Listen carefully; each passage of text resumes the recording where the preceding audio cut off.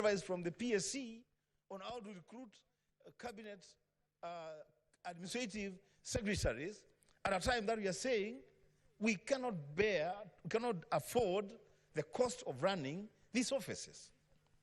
The Speaker, the next person of interest that should appear before this Senate and speak to the country is the head of the public service. The Speaker, I want to challenge the President, respectively again. The cost of living is what it is. Too much talk is not helping anyone. We have said everything that could be said. It is time for action. And there are things that I know the President can do and bring down the temperatures in this country. One of the things that he can do, even today, is to reduce the size of his cabinet. Mr. Speaker, the Constitution, Article 152,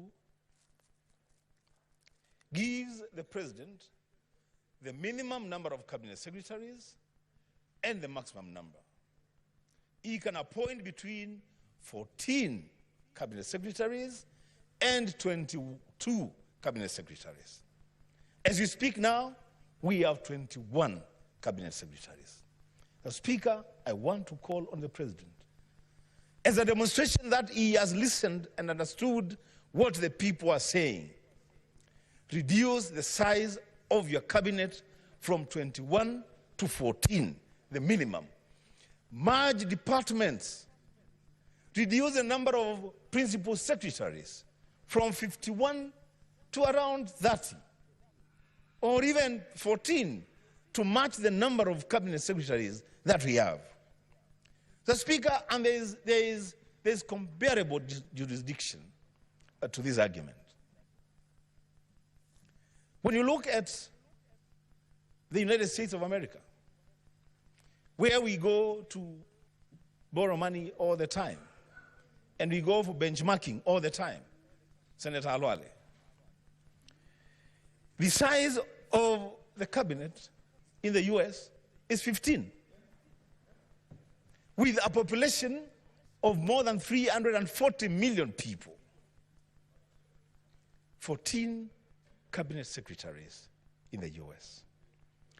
When you look at China, with a population of more than 1.5 billion people, the members of the State Council, whose equivalent is the cabinet secretaries, are 26. What are we doing with 21 cabinet secretaries with a population of less than 60 million people and an economy that cannot support that kind of expenditure? The Speaker, let us reduce that number. The Speaker, on the matter of security, it is time for us all, and especially those who are in authority, to walk the talk. As I said, too much talk is not helping anyone. I'm hearing of the usual threats that those who break the law will face the full force of the law. That as we carry out these investigations, no stone will be left unturned. Mr. Speaker, those things stopped making sense a long time ago. It is time for action. This sitting of the Senate is a call to action, both from us and those others who are in positions of responsibility. Mr. President, if you love your country and you have listened to what the demonstrators are saying, let heads roll in the security apparatus and departments of this country. Speaker, I asked some young people from my office to tell me when, lastly, the Inspector General of Police, Japheth Kome, spoke to this nation. And they went to the archives and they have told me that the last time that the IG spoke to Kenyans was on 17th of April, 2024. And what was he saying? He was saying, and I quote, that as the Inspector General of Police, I would like to assure you, he is speaking to a contingent of police officers being dispatched to Haiti. He's saying, I want to assure you that they, the officers, have the capability, capacity, and training to succeed in this mission, and that they will deliver when they get to Haiti. That's the last thing that Kenyans heard from the IG. When the country is burning, the IG is silent. The Speaker, one of the requirements for demonstrations is that demonstrators would notify the police, they would be guided on where to go and how to organize their demonstrations, be escorted through streets or wherever they are going, presentation of petitions. The IG is absent. Mr. Speaker, Mr. President, the words that the President used on the former IG, Mr. Mutiambai,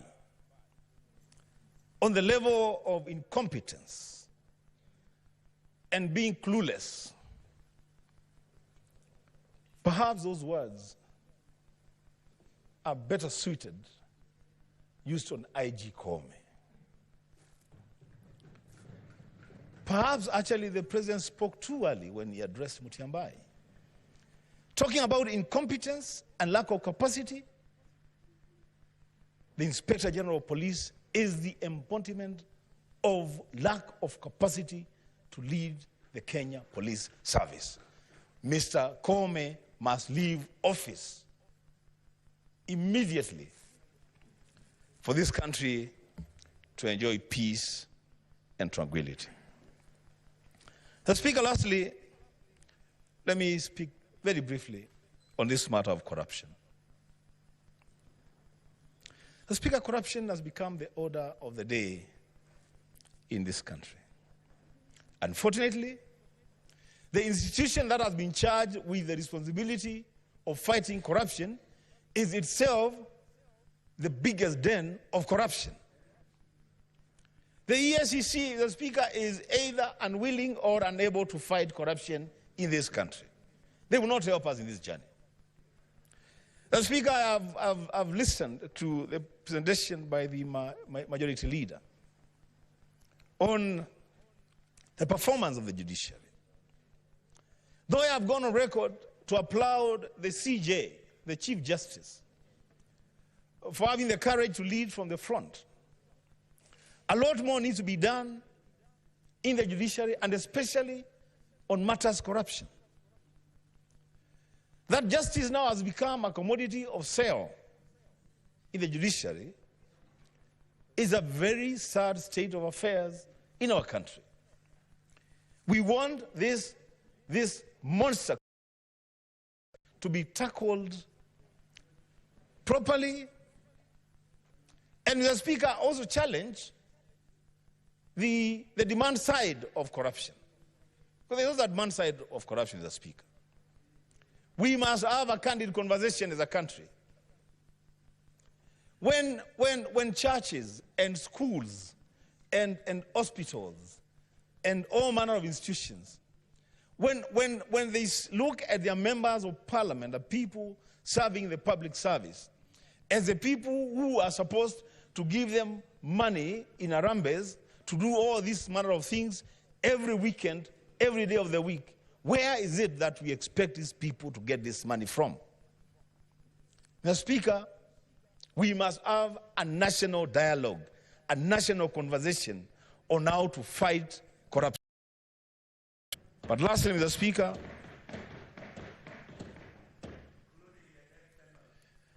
Speaker, including what Senator Onyonka has said, but more seriously and more importantly, this thing about members of parliament, about public officers being expected to dish out money in Arambes every day,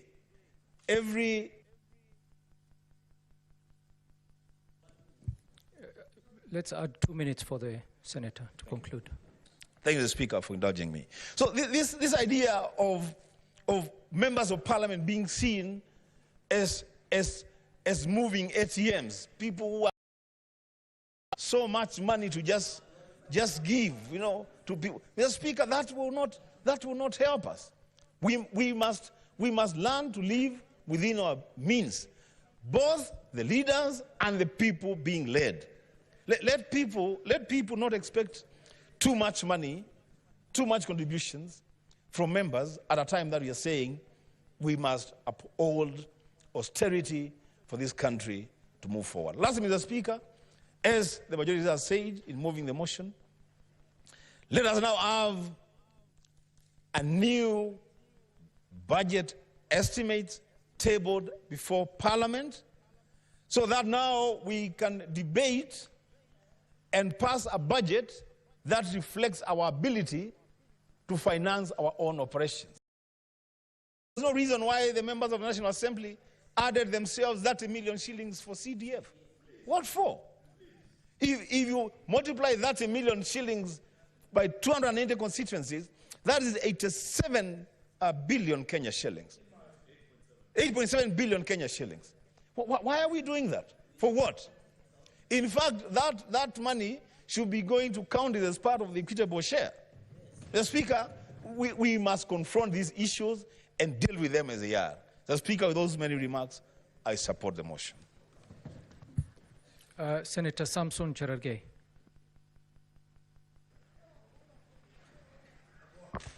Mr. Speaker, I want to thank you for giving me this opportunity.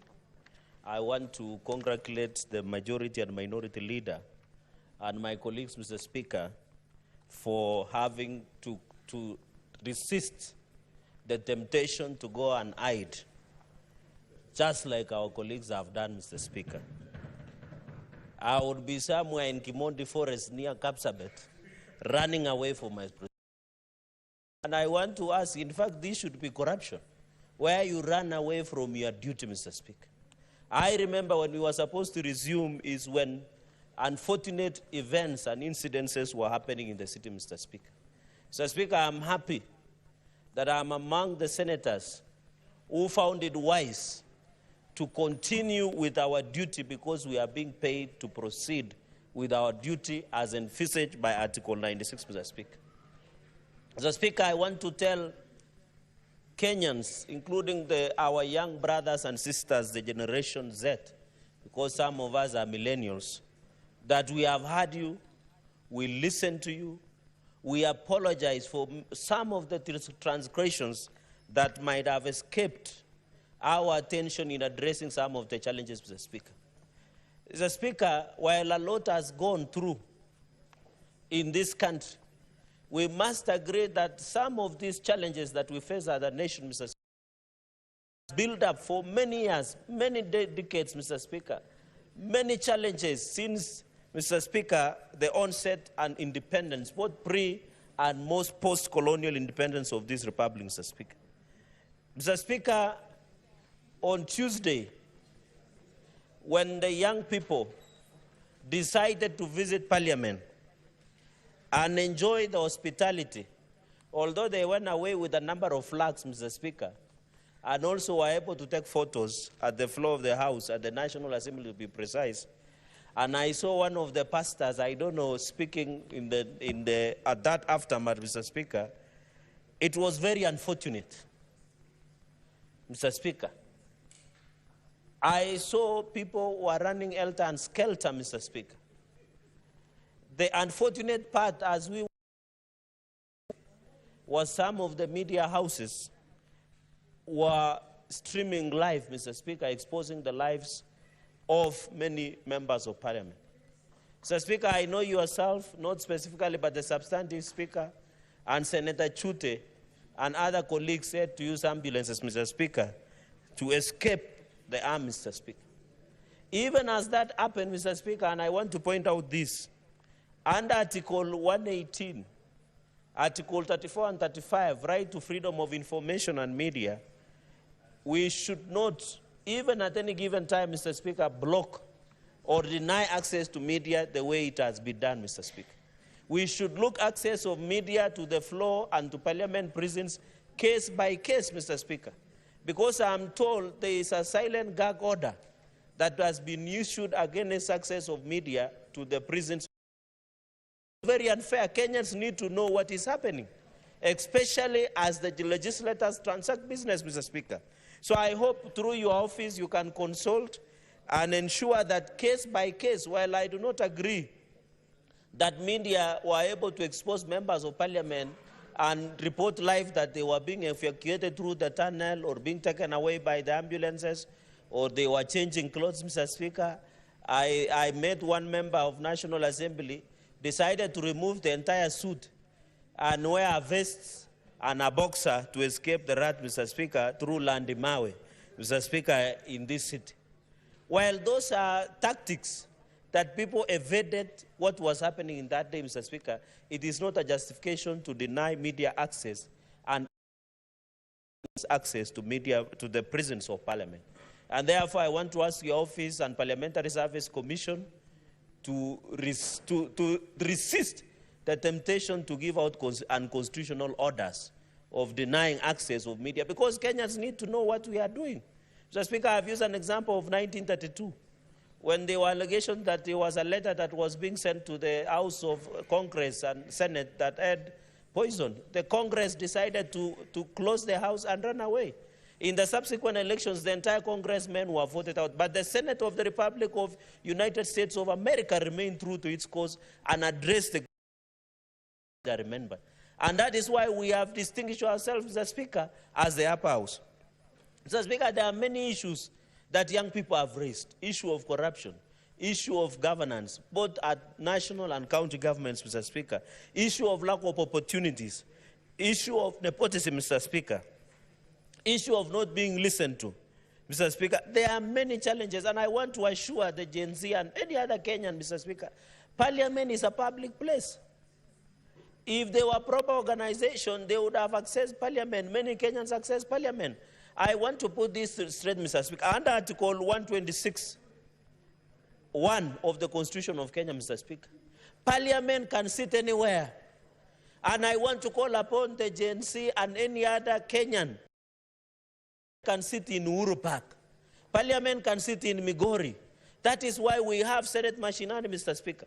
The Constitution gives us as a parliament to sit even in Garissa, in Mandera, even in your county, Mr. Speaker, and listen to the Kenyans. And I'm happy as we talk this, Mr. Speaker, on the Senate Mashinani, we are doing it in Busia.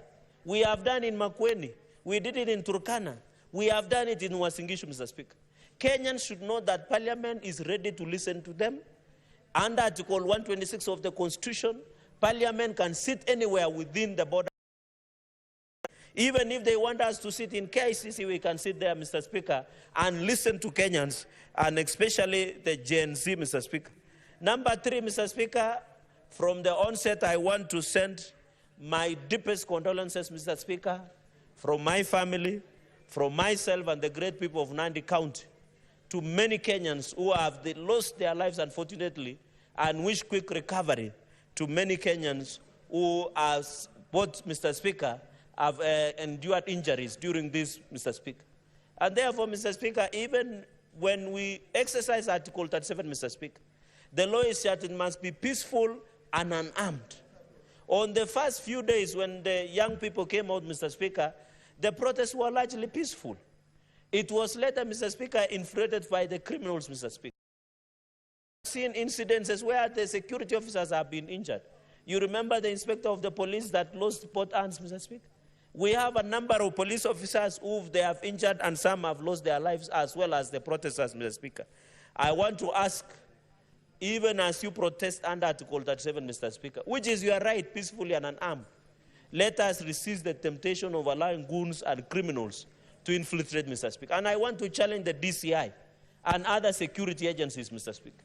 Should anybody who is a criminal or goon who is looting public property, Mr. Speaker, because I know, Mr. Speaker, the business community was stating that, and I hope the Ministry of Interior will sit and evaluate at the end of all these chaos, Mr. Speaker, because I saw they were putting value of looted property to be around 3 billion Kenyan shillings, Mr. Speaker.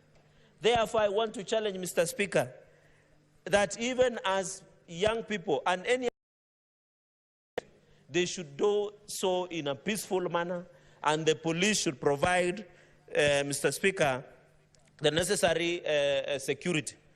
Mr. Speaker, I want to borrow the many other issues that my colleagues and associate strongly with. Ordinarily, it should not be the president responding to all these other issues, especially on regular security briefs, Mr. Speaker. I would have expected even the police spokesperson. We used to have somebody called Owino as the police spokesperson. Mr. Speaker, Brian Shusho. Now we have the Inspector General of Police. In fact, the only time Inspector General of Police has responded is when he saw allocations of fatalities in Haiti. He sent a statement, Mr. Speaker. Even not legally, even morally, Mr. Speaker, the Inspector General of Police should have even appeared on a regular basis to update the country on security situation, Mr. Speaker, and tell the country how many people, unfortunately, have died, how many have injured, how many properties have been looted, or what is the state of the security, Mr. Speaker. What is the state of the homeland security, Mr. Speaker? I think that is the least we expected from Inspector General of Police, Mr. Speaker.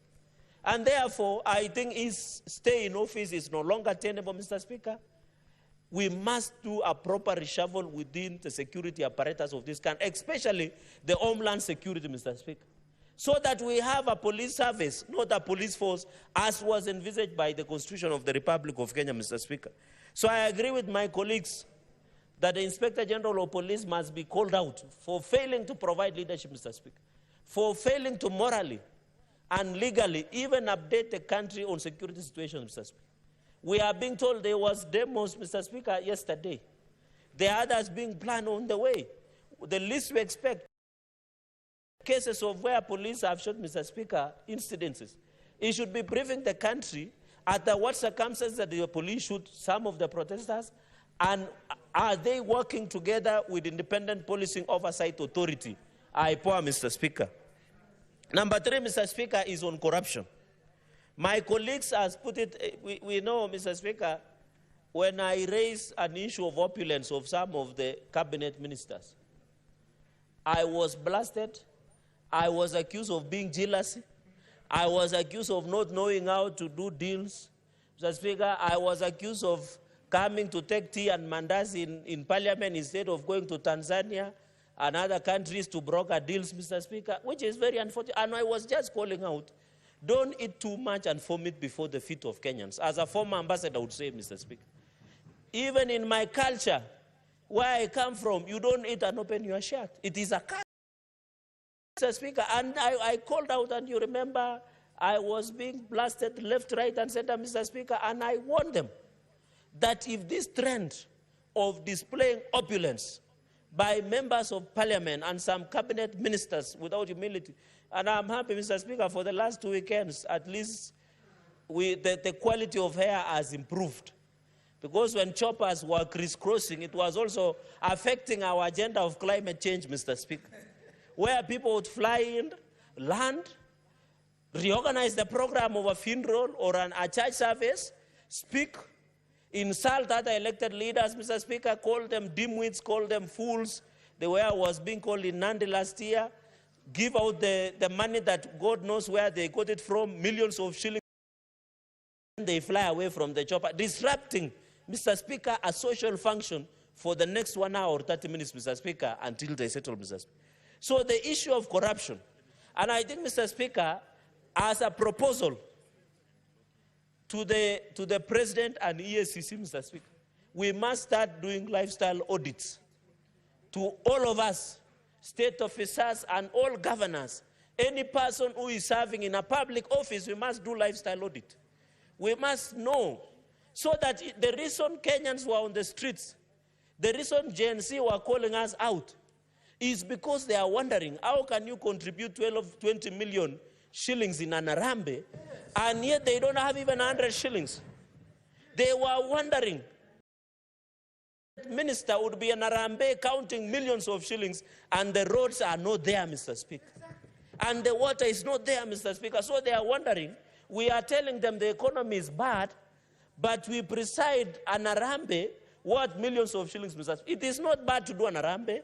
It is not bad to help people, but we must do their, and I'm telling you, I know some people, even who had bought shirts for funerals, dark suits, because their only thing was just, when they hear social function, Senator Sifuna, they appear. But they have never visited the bad roads that are in our counties, or look even at the water, Mr. Speaker.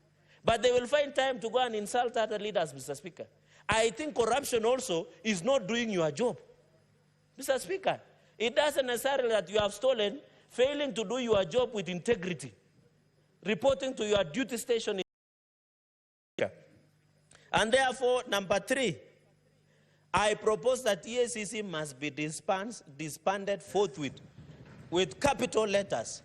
They have failed from national to counties, Mr. Speaker. In fact, when you steal, they come and see you my attend, they slap you on the wrist, and they go away. If today EACC was serious, 3/4 of governors would be in jail by now. I can tell you for free. Because even some of the people serving at the state officers, Mr. Speaker, they should be in jail. But EACC have failed us. While I agree they don't have enough resources, it is time we disband the EACC and restructure EACC and redevelop EACC to win back the public confidence, Mr. Speaker, of this republic going into the future. If you ask EACC and friends and colleagues, I have been privileged to serve as JLAC chair. And I remember we did invite EACC in the last session. The only conviction EACC had done is a bribery of 20,000 shillings. What are we telling Kenyans? What are we telling Gen Z when they can see this club that you have built somewhere in a town, they can see these are proceeds of crime. And that the EACC will turn a blind eye, Mr. Speaker. We must resist, and I want to request, even as EACC struggle with the challenges of resources, we must disband, restructure to win the public confidence of this republic, Mr. Speaker. Number 4, Mr. Speaker, before I finish with austerities, this issue of SRC increasing the salaries of members of parliament and state officers is in bad faith. It wants to increase the public discontent, Mr. Speaker, and SRC must be called out, Mr. Speaker. You remember when UHC colleagues, interns, we invited SRC here. They told us there is no money to increase for UHC doctors or JSS, but they are quick to increase money for us members of parliament to create discontent and fuel the country into discontentment of members of parliament, Mr. Speaker. SRC we never requested for the increment of salaries. We have never. SRC is abusing its own power by trying to set us against the public. And I'm happy a number of colleagues have responded to this blackmail, misleading corruption by SRC, Mr. Speaker. And I also propose SRC must be disbanded, Mr. Speaker, and serve. Let the SRC commissioners not serve monthly. They should serve as, because the problem we have with SRC, they are not serving part-time. They are busy trying to set and regulate salaries so that they justify their work in office, Mr. Speaker. While SLRC chair is giving herself a 10 million car grant for a Prado from Toyota Kenya. She is increasing her salary. She gets 2 car grants within 4 years, Mr. Speaker. The SRC, and I want to say, and tell Kenyans, I am not interested. In fact, what I'm proposing going into the future, members of parliament, we should serve in part-time, just like other countries, Mr. Speaker. Then we agree how it works out. If that is the solution that will bring back the confidence of this Republic of Kenyans, Mr. Speaker. Mr. Speaker, on judiciary, I served and I have the privilege of information. Mr. Speaker, Kenyans file more than 500,000 cases per year. I saw the chief effectively saying they can open up to midnight to handle these issues that we are experiencing. But she has never done anything about clearing backlog, Mr. Speaker. The bitterness Kenyans have is that they have a court case. They have not gotten a court order. For those people who do not have means, they are suffering, Mr. Speaker. But the Chief Justice, to appear right and to appear popular, not to appear right, to appear popular but not right, is just giving a public relation exercise to the gallery by saying now, since everybody is no longer safe from Gen Z, and you know he was visited the other day in his office, she thinks by saying, let us handle all the protesters being brought to court, Mr. Speaker, who are not orgoons, is fair. The real problem with judiciary is it should give us the matrix, the timeline of clearing cases, Mr. Speaker. And how can you justify from 1982, there is a court case up to today, a succession case, Mr. Speaker? Mr. Speaker, it's corruption. Kenyans are very, Mr. Speaker, are mad with all the institutions. And I want to tell everybody who is serving as a state officer, no one is no longer safe. Senator Majority Leader Aaron Cheruiyot will tell you, Wamboka Wanami and Samuel Atandi, when they wanted to cross for safety, they could not. Because the people say, ndio wale. And I'm telling you, some things happen that I'm not comfortable to share because this is parliamentary guided program. It is a PG-rated, Mr. Speaker. Mr. Speaker, finally, on austerity measures, I will tell, I can see Senator Fak is interested, I will tell him in camera. Mr. Speaker, I plead with the President and all of us, just in 2 minutes, Mr. Speaker, please let us not cut amount that we are going to JSS for 6,000 teachers. Most of these 46,000 are young people. If we can confirm them to permanent and pension, Mr. Speaker, we shall also be fair to young people on these 46,000 junior secondary schools. Mr. Speaker, number 2, let us not reduce the allocation to counties. Because it was not pro rata, as Majority Leader said, it was based on equity. Just a minute, Mr. Speaker. And also, finally, Mr. Speaker, let us not cut money that was going to confirm the UHC intern doctors, among others, within the medical sector, Mr. Speaker. Mr. Speaker, with those very many remarks, I support this motion. Let us bring back this nation to where it should be. I thank you, Mr. Speaker, sir. Mr. Sifuna.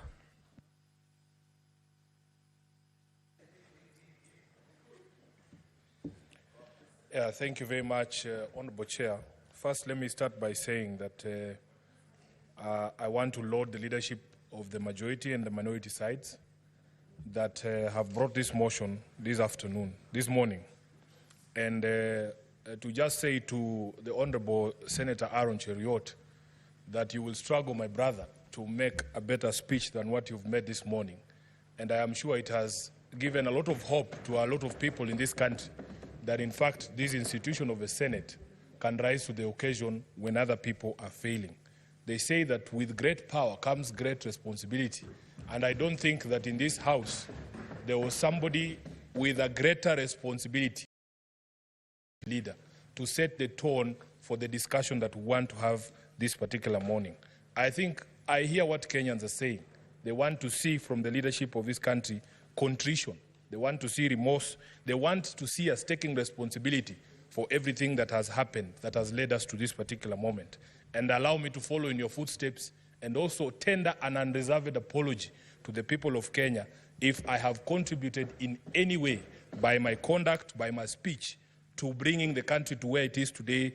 I apologize for that. Honorable Speaker, as a senator of Nairobi, you know that Nairobi has borne the brunt